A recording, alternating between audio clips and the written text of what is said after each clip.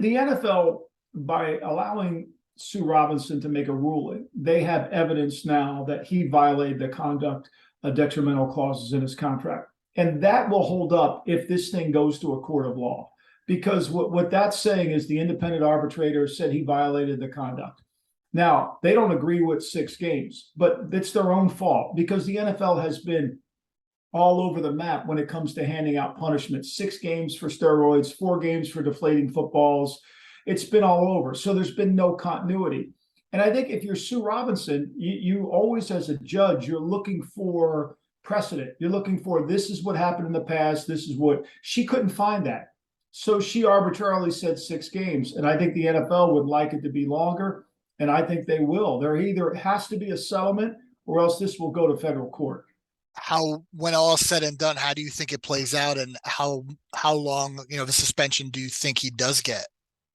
Well, I know the league once a year. That's pretty much, they've made that very clear to all the people that they leak information to. So, they're negotiating off a year. We know the Players Association wants 6 games. Do they settle on 12? I don't know. I think a lot of this comes down to the simple fact, who's going to win in federal court?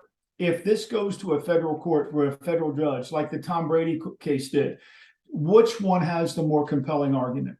And with Sue Robinson in favor of what she ruled on, not so much the suspension, the NFL has to be able to have the leverage in this negotiation. How about from a front office perspective, the team? I mean, they knew they were getting into this and they signed this player to the largest guaranteed contract. Is there any way they get out of this? Is there any buyer's remorse, or they knew this was a possibility? I think they knew it. They had to know it. I mean, it was out in the open. I think 6 games had to be a surprise to everybody. Her ruling there, I think they were prepared for longer. But I mean, they walked into this knowingly. I mean, they should have had as much evidence. The key in scouting and being in a front office is to learn more about the player before you acquire them than after you acquire them. And if they didn't do that, then shame on them.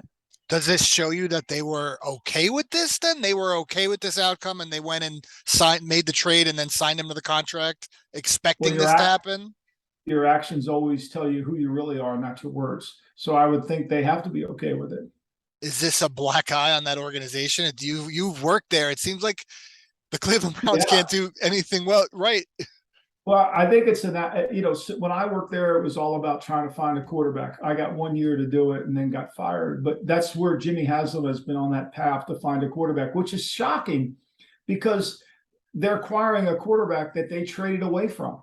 People don't realize they had the 12th pick in the draft. They're the team that traded that pick to Houston, so Houston could acquire Deshaun Watson. So now they recircle back because the pass regime, I think it was Sashi Brown and all that, they didn't think Watson analytically matched up to what they wanted, so they traded the pick.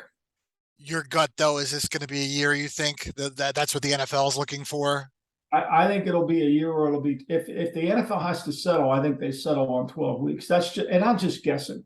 But if the NFL wanted to let this die, they could have let it die at Sue Robinson's feet. Obviously, they want to bring more authority to this offense. And clearly, what she writes in her summary, it was egregious.